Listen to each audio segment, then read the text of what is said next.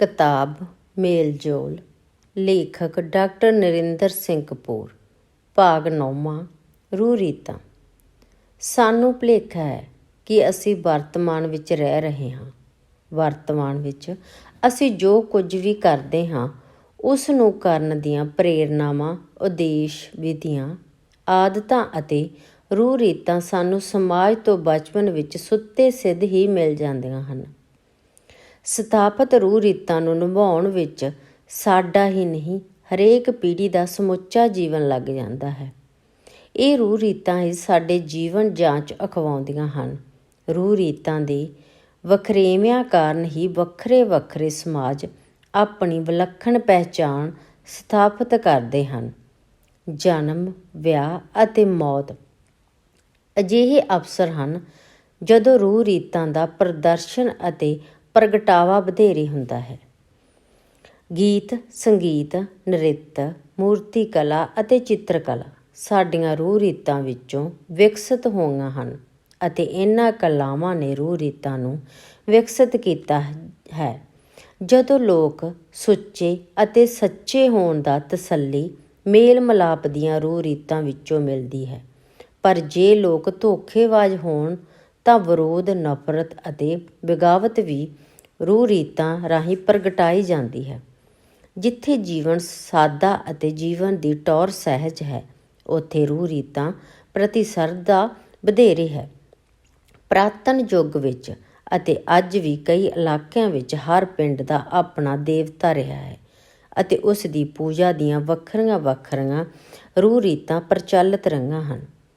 ਰਸਮਾਂ ਰਿਵਾਜਾਂ, ਦਿਨ ਦਿਹਾੜਿਆਂ, ਰੂਹ ਰੀਤਾਂ, ਮਹਿਰਾਦਾਂ, ਵਿਧੀਆਂ ਆਦਿ ਦਾ ਸਾਡੇ ਜੀਵਨ ਵਿੱਚ ਇਤਨਾ ਵਧੇਰਾ ਪ੍ਰਸਾਰਾ ਹੈ ਕਿ ਇਹਨਾਂ ਦੀ ਪੂਰਤੀ ਸੁੱਤੇ ਸਿੱਧ ਕਰਨ ਕਰਕੇ ਇਹਨਾਂ ਦੀ ਹੋਂਦ ਪ੍ਰਤੀ ਅਸੀਂ ਸੁਚੇਤ ਨਹੀਂ ਹੁੰਦੇ। ਅਸੀਂ ਸੁਚੇਤ ਉਦੋਂ ਹੀ ਹੁੰਦੇ ਹਾਂ ਜਦੋਂ ਕੋਈ ਵਿਅਕਤੀ ਕਿਸੇ ਰੂਹ ਰੀਤ ਨੂੰ ਤੋੜਦਾ ਜਾਂ ਉਸ ਦੀ ਅਵਾਗਿਆ ਕਰਦਾ ਹੈ। ਰੂਹ ਰੀਤਾਂ ਦੀ ਅਵਾਗਿਆ ਕਰਨ ਵਾਲੇ ਦੀ ਅਕਸਰ ਨਿੰਦਾ ਹੁੰਦੀ ਹੈ। ਸਮਾਜ ਬਾਹਰ ਨਹੀਂ, ਸਾਡੇ ਮਨਾਂ ਅੰਦਰ ਵਸਦਾ ਹੈ। ਮਨੁੱਖ ਨੇ ਆਪਣੇ ਅਨੁਭਵ ਤੋਂ ਸਿੱਖਿਆ ਹੈ ਕਿ ਖਲੋਣ ਜਾਂ ਬੈਠਣ ਦੇ ਮੁਕਾਬਲੇ ਲੇਟਣਾ ਵਧੇਰੇ ਸੁਖਦਾਈ ਹੈ। ਇਵੇਂ ਹੀ ਮਨੁੱਖ ਨੂੰ ਜਿਹੜੇ ਕਾਰਜਾਂ ਅਤੇ ਵਿਧੀਆਂ ਤੋਂ ਸਰੀਰਕ ਸੁੱਖ ਅਤੇ ਮਾਨਸਿਕ ਤਸੱਲੀ ਮਿਲੀ, ਉਹਨਾਂ ਨੂੰ ਉਸਨੇ ਰੂਹ ਰੀਤਾਂ ਬਣਾ ਲਿਆ। ਸਾਰੇ ਉਪਦੇਸ਼ਾਂ ਦੇ ਬਾਵਜੂਦ ਮਨੁੱਖ ਕਿਸੇ ਅਜਿਹੀ ਰੂਹ ਰੀਤ ਨੂੰ ਨਹੀਂ ਅਪਣਾਵੇਗਾ ਜਿਹੜੀ ਸਰੀਰ ਨੂੰ ਦੁੱਖ ਦੇਵੇ ਅਤੇ ਮਨ ਨੂੰ ਬੇਚੈਨ ਕਰੇ। ਸਮਾਜ ਲੋਕਾਂ ਦੇ ਉਸ ਸਮੂਹ ਨੂੰ ਕਹਿੰਦੇ ਹਨ ਜਿਹੜਾ ਲਗਭਗ ਇੱਕੋ ਢੰਗ ਨਾਲ ਸੋਚਦਾ, ਵਿਚਾਰਦਾ ਅਤੇ ਇੱਕੋ ਪ੍ਰਕਾਰ ਦੇ ਜੀਵਨ ਉਦੇਸ਼ਾਂ ਨੂੰ ਪਾਲਦਾ ਹੈ।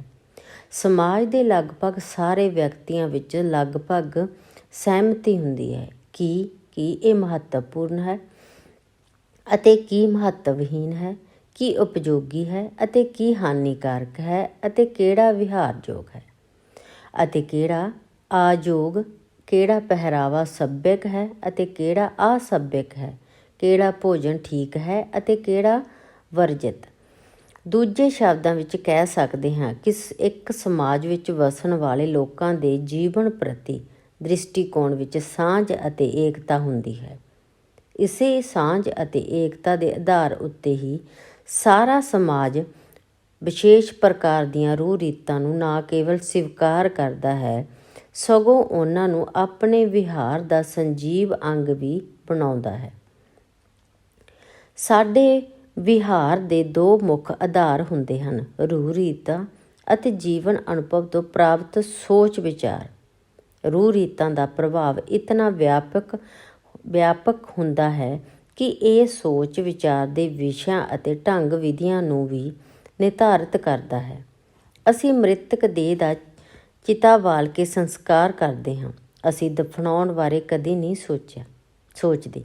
ਇਵੇਂ ਹੀ ਦਫਨਾਉਣ ਵਾਲੇ ਆਪਣੇ ਮ੍ਰਿਤਕਾਂ ਦਾ ਚਿਤਾ ਬਾਲ ਕੇ ਸੰਸਕਾਰ ਕਰਨ ਬਾਰੇ ਨਹੀਂ ਸੋਚਣਗੇ। ਲੱਕੜ ਦੀ ਘਾਟ ਅਤੇ ਇਸ ਦੇ ਮਹਿੰਗੇ ਹੋਣ ਕਾਰਨ ਅਸੀਂ ਬਿਜਲੀ ਦੇ ਅੰਗੀਠੇ ਤਾਂ ਸਰਜ ਲਵਾਂਗੇ, ਪਰੰਤੂ ਖਰਚੇ ਤੋਂ ਮੁਕਤ ਦਫਨਾਉਣ ਵਾਲੇ ਢੰਗ ਨੂੰ ਨਹੀਂ ਅਪਣਾਵਾਂਗੇ। ਸੰਸਕਾਰ ਕਰਨ ਦੀਆਂ ਰੂਹ ਰੀਤਾਂ ਹੋਰ ਹਨ, ਦਫਨਾਉਣ ਦੀਆਂ ਹੋਰ।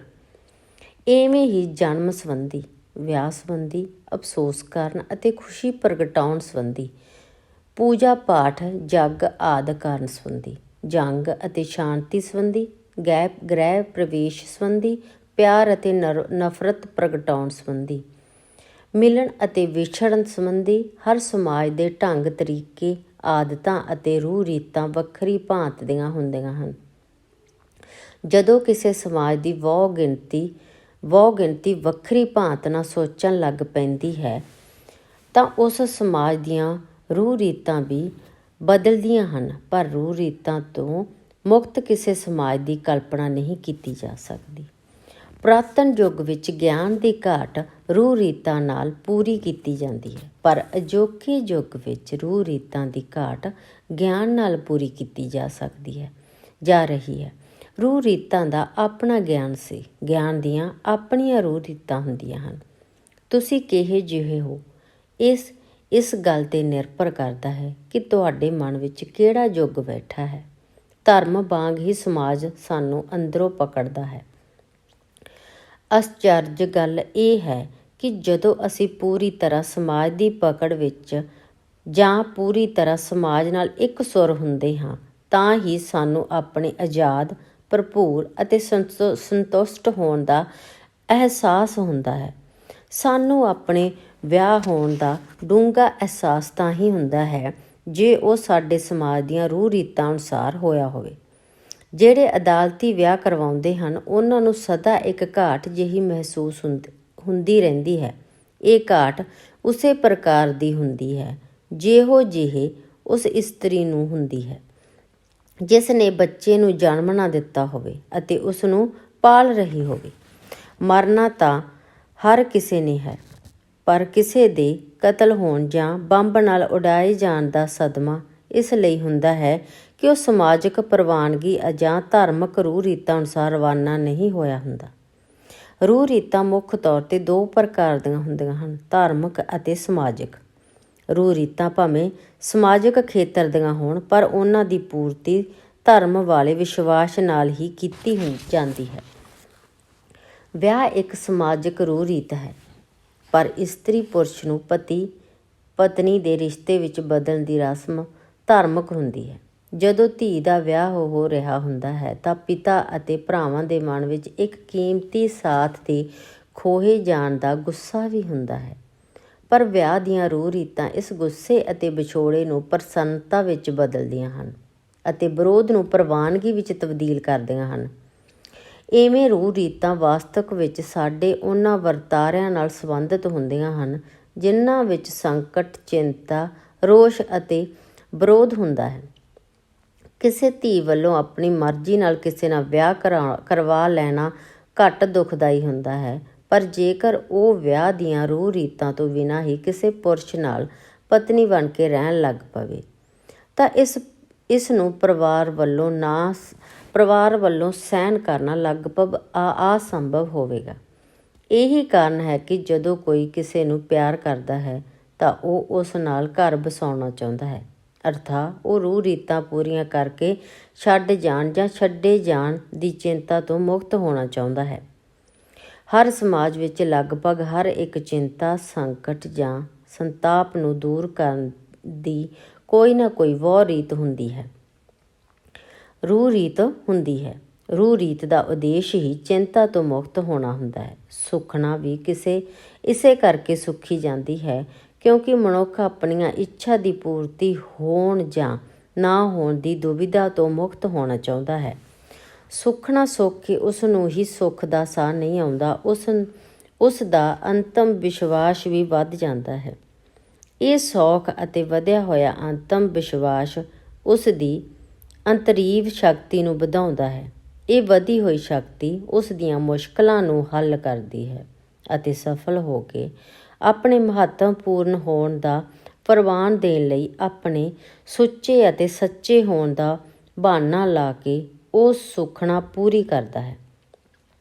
ਸੁਖਣਾ ਪੂਰੀ ਕਰਕੇ ਵਿਸ਼ੇਸ਼ ਪ੍ਰਸੰਨਤਾ ਦਾ ਅਨੁਭਵ ਹੁੰਦਾ ਹੈ। ਕਿਸਾਨ ਦੀ ਜ਼ਿੰਦਗੀ ਵਿੱਚ ਮੀਂਹ ਦਾ ਮਹੱਤਵ ਅਸੀਂ ਸ਼ਹਿਰੀ ਨਹੀਂ ਜਾਣ ਸਕਦੇ। ਵਿਗਿਆਨ ਦੀਆਂ ਸਾਰੀਆਂ ਪ੍ਰਾਪਤੀਆਂ ਦੇ ਬਾਵਜੂਦ ਕਿਸਾਨ ਦੀ ਮੀਂਹ ਉੱਤੇ ਨਿਰਭਰਤਾ ਨਿਰਵਿਵਾਦ ਹੈ। ਮੀਂਹ ਨਾ ਪੈਣ ਦੀ ਸੂਰਤ ਵਿੱਚ ਉਸ ਦੇ ਮਨ ਵਿਚਲੀ ਚਿੰਤਾ ਸਿਖਰ ਵੱਲ ਵੱਧਦੀ ਹੈ। ਇਸ ਚਿੰਤਾ ਤੋਂ ਮੁਕਤ ਹੋਣ ਲਈ ਉਹ ਅਨੇਕਾਂ ਰੂਹ ਰੀਤਾਂ ਦਾ ਸਹਾਰਾ ਲੈਂਦਾ ਹੈ। ਭਾਵੇਂ ਰੂਹ ਰੀਤਾਂ ਦੀ ਪੂਰਤੀ ਨਾਲ ਮੀਂਹ ਨਾ ਪਵੇ, ਪਰ ਜੋ ਕੁਝ ਕੀਤਾ ਜਾਣਾ ਸੰਭਵ ਸੀ ਉਸ ਨੂੰ ਕਰਨ ਦੀ ਤਸੱਲੀ ਉਸ ਨੂੰ ਅਵੱਸ਼ ਹੁੰਦੀ ਹੈ। ਇਸ ਤਸੱਲੀ ਦੇ ਆਧਾਰ ਉੱਤੇ ਹੀ ਉਹ ਕੁਦਰਤ ਦੀਆਂ ਵੱਡੀਆਂ ਵੱਡੀਆਂ ਕਰੋਪੀਆਂ ਨੂੰ ਖਿੜੇ ਮੱਥੇ ਸਹਿ ਜਾਂਦਾ ਹੈ। ਰੂਹ ਰੀਤਾਂ ਕਿਸਾਨਾਂ ਦੇ ਜੀਵਨ ਦਾ ਬੁਨਿਆਦੀ ਅੰਗ ਹੁੰਦੀਆਂ ਹਨ, ਕਿਉਂਕਿ ਉਹ ਪ੍ਰਕਿਰਤੀ ਦੀ ਤਰਕਹੀਨਤਾ ਨੂੰ ਰੂਹ ਰੀਤਾਂ ਦੀ ਢਾਲ ਨਾਲ ਬਰਦਾਸ਼ਤ ਕਰਦਾ ਹੈ।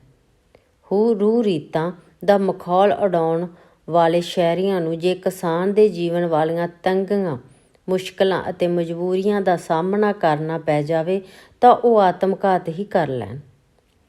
ਸ਼ਹਿਰੀ ਵੀ ਜਦੋਂ ਤਰਕ ਦੀ ਦੌੜ ਵਿੱਚ ਥੱਕ ਜਾਂਦੇ ਹਨ ਤਾਂ ਉਹ ਵੀ ਰੂਹ ਰੀਤਾਂ ਨੂੰ ਪਾਲਣ ਵਾਲੇ ਕਰਮਕਾਂਡੀ ਹੋ ਨਿਬੜਦੇ ਹਨ।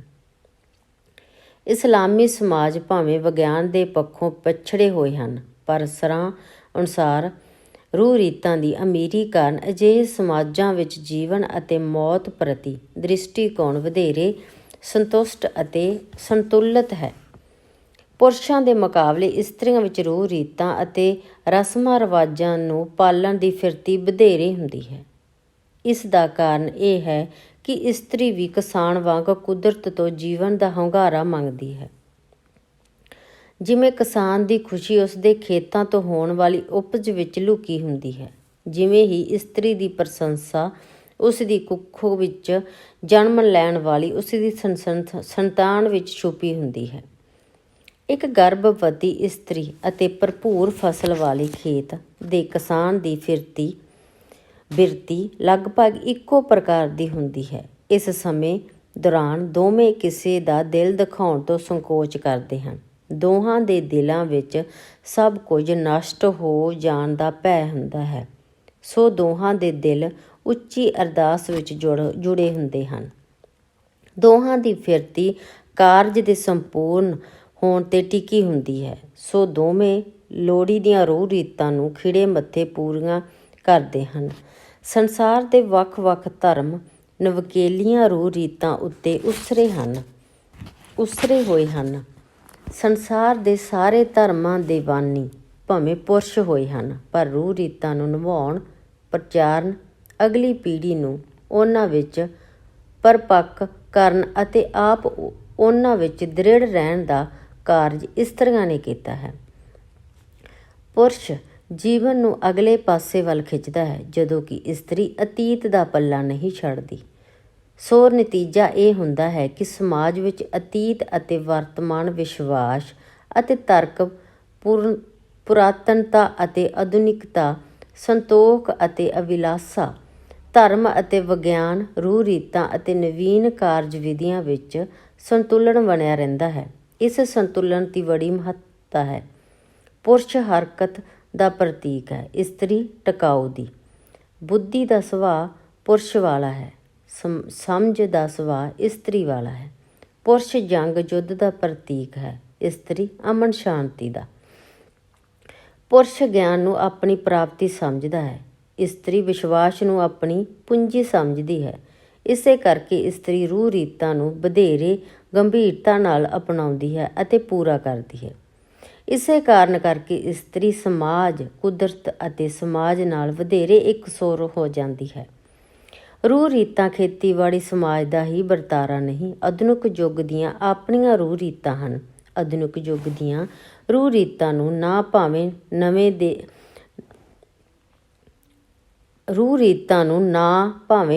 ਦੇ ਦਿੱਤੇ ਗਏ ਹਨ, ਪਰ ਉਹਨਾਂ ਦਾ ਕੇਂਦਰੀ ਲੱਛਣ ਪੁਰਾਤਨ ਰੂਹ ਰੀਤਾਂ ਵਾਲਾ ਹੀ ਹੈ। ਚੋਣਾਂ ਦੀਆਂ ਆਪਣੀਆਂ ਰੂਹ ਰੀਤਾਂ ਹਨ। ਅਦਾਲਤਾਂ ਦਾ ਕੰਮ ਕਰਨ ਦਾ ਆਪਣਾ ਢੰਗ ਹੈ। ਕਿਸੇ ਨੂੰ ਇਨਾਮ ਜਾਂ ਦੰਡ ਦੇਣ ਸਮੇਂ ਵੀ ਵਿਸ਼ੇਸ਼ ਰੂਹ ਰੀਤਾਂ ਦੀ ਪੂਰਤੀ ਕੀਤੀ ਜਾਂਦੀ ਹੈ। ਤਲਾਕ ਲੈਣ ਦੇਣ ਦਾ ਵੀ ਇੱਕ ਵਿਸ਼ੇਸ਼ ਤਰੀਕਾ ਹੁੰਦਾ ਹੈ। ਅਜੋਕੀਆਂ ਰੂਹ ਰੀਤਾਂ ਦਾ ਸੁਭਾਅ ਸਮਾਜਿਕ ਦੀ ਥਾਂ ਰਾਜਨੀਤਿਕ, ਆਰਥਿਕ ਅਤੇ ਸਮਾਜਿਕ ਵਧੇਰੇ ਹੈ। ਮਨੁੱਖ ਦਾ ਹਰ ਵਰਤਾਰਾ ਅੰਤਲੇ ਰੂਪ ਵਿੱਚ ਉਸ ਦੇ ਸਮਾਜ ਦਾ ਪ੍ਰੇਰਿਆ ਹੁੰਦਾ ਹੈ ਅਤੇ ਮੋੜਵੇਂ ਰੂਪ ਵਿੱਚ ਇਹ ਸਮਾਜ ਨੂੰ ਪ੍ਰਭਾਵਿਤ ਕਰਦਾ ਹੈ। ਇਸ ਆਧਾਰ ਉੱਤੇ ਕਿਹਾ ਜਾ ਸਕਦਾ ਹੈ ਕਿ ਨਵੀਆਂ ਰੂਹ ਰੀਤਾਂ ਜਾਂ ਕਾਰਜ ਵਿਧੀਆਂ ਦਾ ਉਦੇਸ਼ ਵੀ ਚਿੰਤਾ ਤੋਂ ਮੁਕਤ ਹੋਣਾ, ਜੀਵਨ ਨੂੰ ਨਿਰਵਿਘਨ ਬਣਾਉਣਾ ਅਤੇ ਸੁੱਖ ਸ਼ਾਂਤੀ ਵਰਤਾਉਣਾ ਅਤੇ ਲੋਕਾਂ ਵਿੱਚ ਅੰਤਮ ਵਿਸ਼ਵਾਸ ਉਪਜਾਉਣਾ ਹੁੰਦਾ ਹੈ। ਉਦਾਹਰਨ ਵਜੋਂ ਜੰਗ ਦਾ ਉਦੇਸ਼ ਭਾਵੇਂ ਦੁਸ਼ਮਣ ਨੂੰ ਤਬਾਹ ਕਰਨਾ ਹੁੰਦਾ ਹੈ, ਪਰ ਇਸ ਦੀਆਂ ਵੀ ਕੁਝ ਰੂਹ ਰੀਤਾਂ ਹਨ ਜਿਹੜੀਆਂ ਧਿਰ ਇਹਨਾਂ ਦੀ ਪਾਲਣਾ ਕਰਦੀ ਹੈ। ਉਸ ਪ੍ਰਤੀ ਸਾਡਾ ਦ੍ਰਿਸ਼ਟੀਕੋਣ ਇਹਨਾਂ ਦੀ ਪਾਲਣਾ ਨਾ ਕਰਨ ਵਾਲੀ ਧਿਰ ਪ੍ਰਤੀ ਦ੍ਰਿਸ਼ਟੀਕੋਣ ਨਾਲੋਂ ਵੱਖਰੀ ਭਾਂਤ ਦਾ ਹੁੰਦਾ ਹੈ। ਜੰਗ ਦਾ ਆਰੰਭ ਅਤੇ ਅੰਤ ਇੱਕ ਵਿਸ਼ਾਲ ਸਮਾਗਮ ਵਾਂਗ ਕੀਤਾ ਜਾਂਦਾ ਹੈ। ਖੇਡਾਂ ਵਿੱਚ ਵੀ ਜੰਗ ਵਾਲੀਆਂ ਰੂਹ ਰੀਤਾਂ ਨਿਭਾਈਆਂ ਜਾਂਦੀਆਂ ਹਨ। ਜਦੋਂ ਘਰ ਵਿੱਚ ਕਿਸੇ ਪ੍ਰਕਾਰ ਦਾ ਸਮਾਗਮ ਕੀਤਾ ਜਾਵੇ ਤਾਂ ਉਸ ਨੂੰ ਆਰੰਭ ਕਰਨ ਅਤੇ ਸਿਰੇ ਚੜ੍ਹਾਉਣ ਦਾ ਇੱਕ ਨਿਸ਼ਚਿਤ ਢੰਗ ਹੁੰਦਾ ਹੈ। ਇਸ ਢੰਗ ਦੀ ਪੂਰਤੀ ਨਾਲ ਹੀ ਸਾਨੂੰ ਸੰਤੁਸ਼ਟਤਾ ਮਿਲਦੀ ਹੈ। ਇਸ ਢੰਗ ਦੀ ਅਵਗਿਆ ਕਰਨ ਨਾਲ ਤਣਾਅ ਉਪਜਦਾ ਹੈ। ਵਿਸ਼ਵਾਸ ਰੂਹ ਰੀਤਾਂ ਦੀ ਬੁਨਿਆਦ ਹੁੰਦਾ ਹੈ। ਜਿਤਨਾ ਵਧੇਰੇ ਵਿਸ਼ਵਾਸ ਹੋਵੇਗਾ ਉਤਨੀ ਹੀ ਵਧੇਰੇ ਮਾਨਸਿਕ ਤਸੱਲੀ ਮਿਲੇਗੀ। ਅਸੀਂ ਇੱਕ ਨਿਸ਼ਚਿਤ ਰੂਹ ਰੀਤ ਅਨੁਸਾਰ ਪਰਮਾਤਮਾ ਅੱਗੇ ਵਿਛੜੀ ਆਤਮਾ ਦੀ ਸ਼ਾਂਤੀ ਲਈ ਅਰਦਾਸ ਕਰਦੇ ਹਾਂ ਅਤੇ ਅਰਦਾਸ ਕਰਨ ਉਪਰੰਤ ਇਹ ਵਿਸ਼ਵਾਸ ਕਰ ਲੈਂਦੇ ਹਾਂ ਕਿ ਵਿਛੜੀ ਹੋਈ ਆਤਮਾ ਸ਼ਾਂਤ ਹੋ ਗਈ ਹੋਵੇਗੀ। ਭਾਵੇਂ ਮਨੁੱਖ ਬੜਾ ਤਰਕਸ਼ੀਲ ਹੋ ਗਿਆ ਹੈ, ਪਰ ਉਸ ਦਾ ਧੁਰ ਅੰਦਰਲਾ ਅਜੇ ਵੀ ਅੰਧ ਵਿਸ਼ਵਾਸੀ ਹੈ। ਨਿਰਸੰਦੇਹ ਮਨੁੱਖ ਦੀ ਸੋਚ ਬਦਲ ਰਹੀ ਹੈ, ਪਰ ਉਸ ਨਾਲ ਹੀ ਨਵੀਆਂ ਰੂਹ ਰੀਤਾਂ ਵੀ ਸਿਰਜ ਰਿਹਾ ਹੈ। ਵਿਗਿਆਨੀ ਵੀ ਪ੍ਰਯੋਗਸ਼ਾਲਾ ਵਿੱਚ ਇੱਕ ਨਿਸ਼ਚਿਤ ਰੂਹ ਰੀਤ ਨੂੰ ਪਾਲ ਕੇ ਹੀ ਪ੍ਰਯੋਗ ਕਰਦੇ ਹਨ। ਅਜੋਕੇ ਯੁੱਗ ਦੀਆਂ ਰੂਹ ਰੀਤਾਂ ਵਿੱਚ ਤਰਕਸ਼ੀਲਤਾ ਦਾ ਅੰਸ਼ ਵਧੇਰੇ ਹੈ, ਜਦੋਂ ਕਿ ਪਰੰਪਰਾਗਤ ਸਮਾਜ ਦੀਆਂ ਰੂਹ ਰੀਤਾਂ ਵਿੱਚ ਵਿਸ਼ਵਾਸ ਦੀ ਪ੍ਰਧਾਨਤਾ ਹੁੰਦੀ ਹੈ। ਚੰਦਰਮਾ ਦਾ ਹਰ ਪੱਖ ਨੂੰ ਵਿਗਿਆਨਕ ਦ੍ਰਿਸ਼ਟੀ ਤੋਂ ਦੱਸਿਆ ਜਾ ਸਕਦਾ ਹੈ, ਪਰ ਇਸਲਾਮੀ ਸੱਭਿਆਚਾਰ ਵਿੱਚ ਈਦ ਨਾਲ ਜੁੜੀਆਂ ਰੂਹ ਰੀਤਾਂ ਕੇਵਲ ਵਿਸ਼ਵਾਸ ਉੱਤੇ ਆਧਾਰਿਤ ਹਨ। ਹੁਣ ਜਦੋਂ ਕੋਈ ਸਮਾਗਮ ਹੁੰਦਾ ਹੈ ਤਾਂ ਉੱਥੇ ਰੂਹ ਰੀਤ ਦੀ ਪਾਲਣਾ ਸਮੇਂ ਦੋਵੇਂ ਵਿਗਿਆਨ ਅਤੇ ਵਿਸ਼ਵਾਸ ਆਧਾਰਿਤ ਦ੍ਰਿਸ਼ਟੀਕੋਣ ਵੇਖਣ ਨੂੰ ਮਿਲਦਾ ਹੈ। ਜਿਸ ਦਾ ਦ੍ਰਿਸ਼ਟੀਕੋਣ ਵਿਗਿਆਨਕ ਹੈ ਉਸ ਨੂੰ ਵਿਗਿਆਨਕ ਰੂਹ ਰੀਤਾਂ ਵਿੱਚੋਂ ਅਤੇ ਜਿਨ੍ਹਾਂ ਨਾਲ ਦ੍ਰਿਸ਼ਟੀਕੋਣ ਧਾਰਮਿਕ ਹੈ ਉਹਨਾਂ ਨੂੰ ਵਿਸ਼ਵਾਸ ਦਾ ਆਧਾਰਿਤ ਰੂਹ ਰੀਤਾਂ ਵਿੱਚੋਂ ਤਸੱਲੀ ਮਿਲਦੀ ਹੈ। ਸਮਾਜਵਾਦੀ ਦੇਸ਼ਾਂ ਵਿੱਚ ਵੀ ਅਦਾਲਤੀ ਵਿਆਹ ਉਪਰੰਤ ਨਵ ਵਿਆਹਿਆ ਜੋੜਾ ਕਿਸੇ ਥਾਂ ਆਪਣਾ ਸਤਿਕਾਰ ਭੇਟ ਕਰਨ ਜਾਂ ਮੱਥਾ ਟੇਕਣ ਜਾਂ ਫੇਰਾ ਪਾਉਣ ਦੀ ਰੀਤ ਪੂਰੀ ਕਰਨ ਲਈ ਜ਼ਰੂਰ ਜਾਂਦਾ ਹੈ। ਰੂਹ ਰੀਤਾਂ ਸਾਡੇ ਅਨੇਕਾਂ ਸੰਸ਼ਿਆਂ ਨੂੰ ਦੂਰ ਕਰਕੇ ਭਾਵਕ ਸ਼ਾਂਤੀ ਦਿੰਦੀਆਂ ਹਨ ਅਤੇ ਰੂਹ ਰੀਤਾਂ ਰਾਹੀਂ ਅਸੀਂ ਆਪਣੇ ਅੰਦਰਲੇ ਨਾਲ ਇੱਕ ਸੁਰ ਹੁੰਦੇ ਹਾਂ। ਮਨੁੱਖ ਕੇਵਲ ਕਾਰਜ ਹੀ ਨਹੀਂ ਕਰਦਾ, ਉਹ ਸੋਚਦਾ ਅਤੇ ਮਹਿਸੂਸ ਵੀ ਕਰਦਾ ਹੈ। ਕਾਰਜ, ਸੋਚ, ਅਨੁਭਵ ਇੱਕ ਹੀ ਵਰਤਾਰਾ ਦੇ ਪੱਖ ਹਨ। ਰੂਹ ਰੀਤਾਂ ਵਿੱਚ ਇਹਨਾਂ ਤਿੰਨਾਂ ਦਾ ਰੋਲ ਹੁੰਦਾ ਹੈ। ਰੂਹ ਰੀਤਾਂ ਪੂਰੀਆਂ ਕਰਦਿਆਂ ਕੋਈ ਸਿੱਧਾ ਉਦੇਸ਼ ਸਾਹਮਣੇ ਨਹੀਂ ਰੱਖਿਆ ਜਾਂਦਾ, ਕਿਉਂਕਿ ਅਸਿੱਧੇ ਢੰਗ ਨਾਲ ਉਦੇਸ਼ ਪੂਰਤੀ ਕੀਤੀ ਜਾਂਦੀ ਹੈ। ਜਦੋਂ ਮਨ ਦੀ ਸ਼ਾਂਤੀ ਵਾਸਤੇ ਕੋਈ ਰੂਹ ਰੀਤ ਪੂਰੀ ਕੀਤੀ ਜਾਵੇ ਤਾਂ ਕੋਈ ਕਿਸਾਨ ਅਜਿਹਾ ਕਰਦਿਆਂ ਫਸਲ ਭਰਪੂਰ ਦੀ ਇੱਛਾ ਵੀ ਕਰ ਰਿਹਾ ਹੁੰਦਾ ਹੈ, ਪਰ ਰੂਹ ਰੀਤ ਪੂਰੀ ਕਰਦਿਆਂ ਉਹ ਖੇਤ ਜਾਂ ਫਸਲ ਦੀ ਚਰਚਾ ਨਹੀਂ ਕਰੇਗਾ। ਮੌਤ ਨਾਲ ਸੰਬੰਧਿਤ ਰੂਹ ਰੀਤਾਂ ਵਿੱਚ ਉਦੇਸ਼ ਪਿੱਛੇ ਰਹਿ ਗਿਆ ਦੇ ਮਨਾਂ ਵਿੱਚ ਡਰ ਕੱਢਣਾ ਅਤੇ ਅੰਤਮ ਵਿਸ਼ਵਾਸ ਜਗਾਉਣਾ ਹੁੰਦਾ ਹੈ। ਪ੍ਰਸਤੂਤ ਨਾਲ ਸੰਬੰਧਿਤ ਰੂਹ ਰੀਤਾਂ ਵਿੱਚ ਭਾਸ਼ਾ, ਧੰਨਵਾਦ ਅਤੇ ਸ਼ੁਕਰਾਨੇ ਦੀ ਵਰਤੀ ਜਾਂਦੀ ਹੈ, ਪਰ ਉਦੇਸ਼ ਦਰਦ ਤੋਂ ਮੁਕਤ ਹੋਣਾ ਅਤੇ ਜਨਮ ਲੈਣ ਵਾਲੇ ਬੱਚੇ ਦੀ ਲੰਬੀ ਤੰਦਰੁਸਤ ਉਮਰ ਨੂੰ ਸੰਭਵ ਬਣਾਉਣਾ ਹੁੰਦਾ ਹੈ। ਵਰਤ ਦੀਆਂ ਰੂਹ ਰੀਤਾਂ ਵਿੱਚ ਪ੍ਰਗਟ ਉਦੇਸ਼ ਆਤਮਾ ਅਤੇ ਸਰੀਰ ਦੀ ਸ਼ੁੱਧੀ ਹੁੰਦਾ ਹੈ, ਪਰ ਛੁਪਿਆ ਉਦੇਸ਼ ਜੀਵਨ ਵਿੱਚ ਵਧੇਰੇ ਸਫਲਤਾ ਹੁੰਦਾ ਹੈ। ਜਿਤਨਾ ਵੱਡਾ ਵਿਸ਼ਵਾਸ ਹੋਵੇਗਾ ਉਤਨੀਆਂ ਹੀ ਰੂਹ ਰੀਤਾਂ ਮਾਨਸਿਕ ਅਸ਼ਾਂਤੀ ਦਾ ਵਧੇਰੇ ਸਾਧਨ ਬਣਨਗੀਆਂ। ਰੂਹ ਰੀਤਾਂ ਨਾ ਕੇਵਲ ਹੌਸਲਾ ਆਤਮ ਵਿਸ਼ਵਾਸ ਅਤੇ ਨੈਤਿਕ ਬਲ ਪ੍ਰਦਾਨ ਕਰਦੀਆਂ ਹਨ, ਸਗੋਂ ਸਮੁੱਚੇ ਸਮਾਜ ਦੇ ਭਲੇ ਲਈ ਸਾਨੂੰ ਇੱਕ ਦੂਜੇ ਨਾਲ ਅਪਣਤ ਅਤੇ ਮਿਲਵਰਤਨ ਦੀ ਭਾਵਨਾ ਨਾਲ ਜੋੜਦੀਆਂ ਵੀ ਹਨ। ਰੂਹ ਰੀਤਾਂ ਵਿੱਚ ਵਰਤੀ ਜਾਣ ਵਾਲੀ ਸਮੱਗਰੀ ਪ੍ਰਤੀਕਮਈ ਹੁੰਦੀ ਹੈ। ਕਿਸੇ ਸਮਾਧ ਉੱਤੇ ਦੀਵਾ ਬਾਲਣਾ ਸ਼ਰਧਾ ਦਾ ਪ੍ਰਤੀਕ ਹੈ। ਜਗ, ਯਤਨ ਅਤੇ ਕੁਰਬਾਨੀ ਦਾ ਪ੍ਰਤੀਕ ਹੁੰਦਾ ਹੈ। ਰੂਹ ਰੀਤਾਂ ਦਾ ਮਹੱਤਵ ਆਪਣੇ ਸਮਾਜ ਵਿੱਚ ਹੀ ਪ੍ਰਗਟ ਹੁੰਦਾ ਹੈ। ਕਿਸੇ ਦੂਜੇ ਸਮਾਜ ਦੀਆਂ ਰੂਹ ਰੀਤਾਂ ਸਾਨੂੰ ਪਖੰਡ,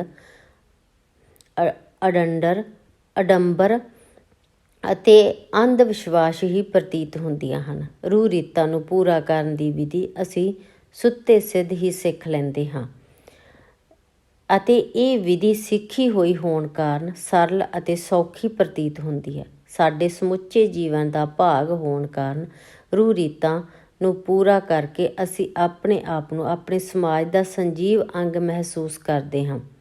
ਜਦੋਂ ਤੱਕ ਘਰਾਂ ਵਿੱਚ ਰੋਟੀ ਪੱਕਦੀ ਰਹੇਗੀ, ਤਦੋਂ ਤੱਕ ਜਵਾਨ ਦਿਲਾਂ ਵਿੱਚ ਇੱਕ ਦੂਜੇ ਦੇ ਸਾਥ ਦੀ ਤਾਂਘ ਉਪਜਦੀ ਰਹੇਗੀ। ਜਦੋਂ ਤੱਕ ਮਨੁੱਖ ਦੇ ਜਨਮ ਅਤੇ ਮਰਨ ਦਾ ਗੇੜ ਚੱਲਦਾ ਰਹੇਗਾ, ਜਦੋਂ ਤੱਕ ਡਰ, ਭੈ ਅਤੇ ਸੰਸ਼ੇ ਮਨੁੱਖੀ ਮਨ ਵਿੱਚ ਉਪਜਦੇ ਰਹਿਣਗੇ, ਉਦੋਂ ਤੱਕ ਕਿਸੇ ਨਾ ਕਿਸੇ ਪ੍ਰਕਾਰ ਦੀਆਂ ਰੂਹ ਰੀਤਾਂ ਮਨੁੱਖ ਦੇ ਮਨ ਲਈ ਡੂੰਘੇ ਧਰਵਾਸ ਦਾ ਸੋਮਾ ਬਣੀਆਂ ਅਤੇ ਬਣਦੀਆਂ ਰਹਿਣਗੀਆਂ। ਰੂਹ ਰੀਤਾਂ ਦਾ ਸੰਬੰਧ ਮਨੁੱਖ ਦੇ ਬੌਧਿਕ ਵਿਕਾਸ ਨਾਲ ਨਹੀਂ, ਉਸ ਦੀ ਭਾਵਕ ਸੰਤੁਸ਼ਟਤਾ ਨਾਲ ਹੁੰਦਾ ਹੈ। ਰੂਹ ਰੀਤਾਂ ਤੋਂ ਬਿਨਾਂ ਮਨੁੱਖ ਦੀ ਅਕਲ ਦਰਿਆ ਵਿੱਚ ਰੁੜਦੇ ਜਾਂਦੇ ਦੀਵੇ ਦੀ ਲੋਗ ਵਾਂਗ ਕਿਸੇ ਕੰਮ ਨਹੀਂ ਆਵੇਗੀ। ਰੂਹ ਰੀਤਾਂ ਸਾਡੇ ਮਨ ਵਿੱਚ ਜੀਵਨ ਜਿਉਣ ਦੀ ਤਾਂਘ ਨੂੰ ਜਗਦਾ ਰੱਖਦੀਆਂ ਹਨ ਅਤੇ ਸਾਡੇ ਦੁੱਖਾਂ, ਵਿਛੋੜਿਆਂ, ਹੰਝੂਆਂ, ਹਾਵਿਆਂ, ਹੌਂਕਿਆਂ, ਤਰਲਿਆਂ, ਮਿੰਨਤਾਂ ਅਤੇ ਬੈਣਾਂ ਦਾ ਭਾਰ ਸਾਡੇ ਮਨਾਂ ਤੋਂ ਲਾਹੁੰਦੀਆਂ ਹਨ। ਰੂਹ ਰੀਤਾਂ ਨਵੀਂ ਪੌੜੀ ਉੱਤੇ ਵੀ ਉੱਚੇ ਹੋ ਕੇ ਵੇਖਣ ਦਾ ਸਲੀਕਾ ਸਿਖਾਉਂਦੀਆਂ ਹਨ। ਇਹ ਸਾਨੂੰ ਜੀਵਨ ਦੀ ਤਾਲ ਨਾਲ ਜੋੜਦੀਆਂ ਹਨ। ਇਹ ਸਾਨੂੰ ਛੱਪੜ ਤੋਂ ਝੀਲ ਬਣਾਉਂਦੀਆਂ ਹਨ। ਧੰਨਵਾਦ।